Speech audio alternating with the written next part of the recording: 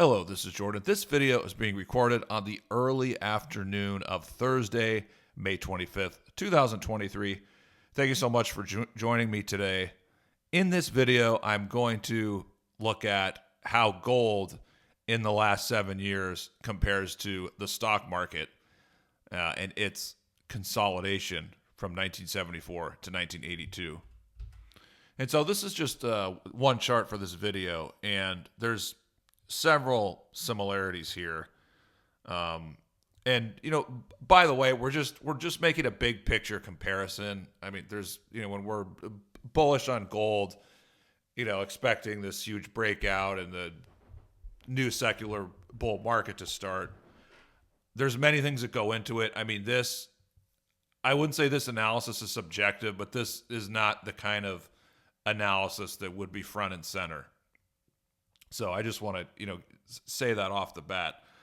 It's, a little, it's not, for most of the time, you really want to focus on things that are objective and not subjective. And so, I mean, this is still mostly objective, but there is some subjectivity to this. So I just want to put that out there. But it's really interesting because I could come up with probably 3 or 4 real significant similarities between where gold is right now and where the stock market was in the early 80s. And so the first thing is that you look at gold right now, it's, towards the end or at the end of a secular bear market that's been in play since 2011. You look at the rest of the precious metal sector, I mean, it's a lot more obvious. And so over the last, 45 years or so, since that 80 peak, was 43 years, 44 years, whatever, gold has dealt with 2 secular bear markets.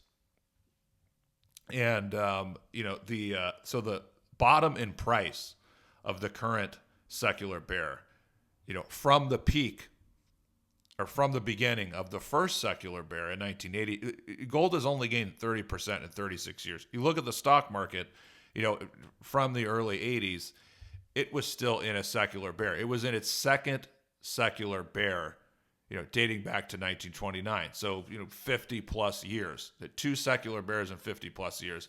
Now, at that 74 low, gold was only 100% above the 1929 peak, which, I mean, that may sound like a lot, but 45 years, I mean, that's more than half a lifetime. That's a real long period of time. So that's one main similarity, that, the price low of the second bear was not historically so much higher than the start of the first bear. So true in both cases. Another similarity is how long did it take the S&P to break that 1929 high? Well, it was about 26 years. So it took 26 years to break that high. How long did it take gold to break the 1980 high? 28 years. So very similar. So we're getting into a situation here where, the gold from 1980 to 2000, that period, you could say that was kind of like, I don't want to say it was a Great Depression for the mining industry, but, that was the worst secular bear market. Some people might debate that, but I mean, just looking at the gold price, gold by itself, if we're making the comparison to the S&P, the S&P be at 29 to 42, or some people say 29 to 49. We know that was the Great Depression, worst period for the stock market. So the worst period for gold was after that 1980 peak. So it fits in line with the other things, but that is another similarity.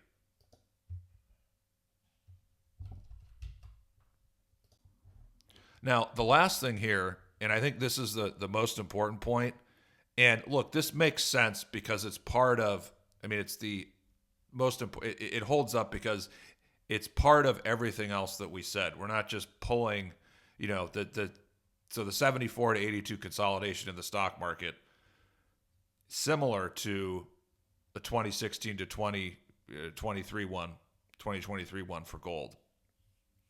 And so, there's a lot of similarities just in these consolidations, And the larger comparison, it's bolstered by the other things that we said earlier. So this is coming at the end of the second secular bear in the last 40 to 50 years, depending on if you're talking about the S&P or gold. And it's really interesting because we talk about the bull market for stocks. It began in the early 80s. And that was true in real terms. So I completely agree with that. And it's interesting because if you're looking at valuations and expected returns and those types of things, 1974, the stock market was really bombed out. So the secular bear market could have began in 1974. But again, in real terms, it really began in 1982. And of course, the valuation low in 82, I mean, it was ridiculous. 1982, 1942 for the stock market. Those were the two, I'd say, most epic lows, in over the last 100 years, maybe over the last 150 years. And so it's the same thing for gold, whereas, some people say, oh, well, the secular bull market began in 2016. But, if you look at silver, if you look at the mining stocks, if you look at platinum, that's not true. So for precious metals as a whole, the secular bull market has not begun yet, obviously. But, nevertheless, like with the stock market in 1974, you could say, oh, well, the real low in terms of price was the end of 2015, the tail end. And, in addition to that, another interesting thing is if you look at the S&P, the S&P made a marginal new high. I think in 1980 or 1981? You could see it actually broke above the previous peaks. Whereas if you're looking at the Dow, the Dow was a bigger index at the time. Now the S&P is more widely followed. But back then, looking at the Dow did not break out until 1982. But, going back to the S&P, you had that marginal new high, even in 80, 81.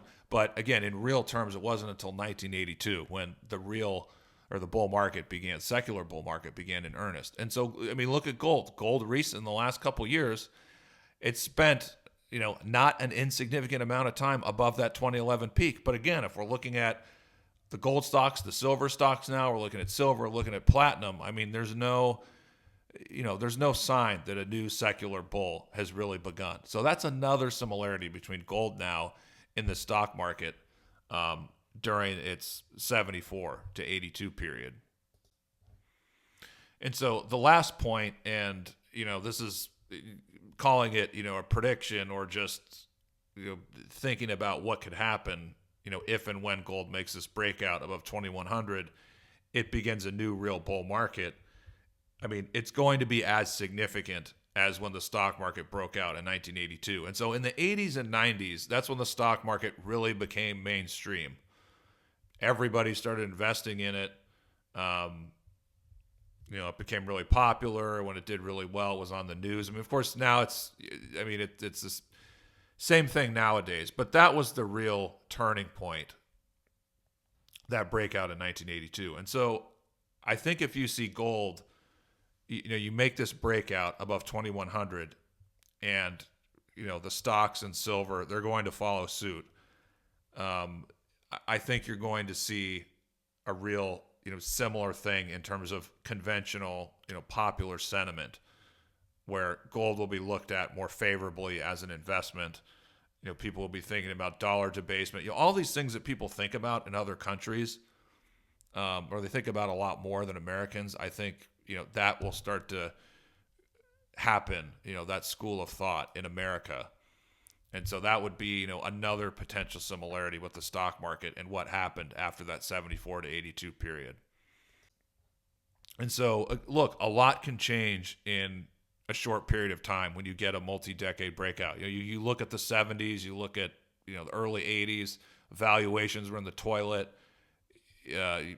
Nobody really owned stocks. People didn't care about the stock market, even though the stock market was just really close to making this epic breakout and was trading around all-time highs. With gold now, I mean, it's very similar. So I know there's a lot of things to take in with this video, but those are my thoughts. Let me know what you think in the comments, and I'll see you guys again in the next video.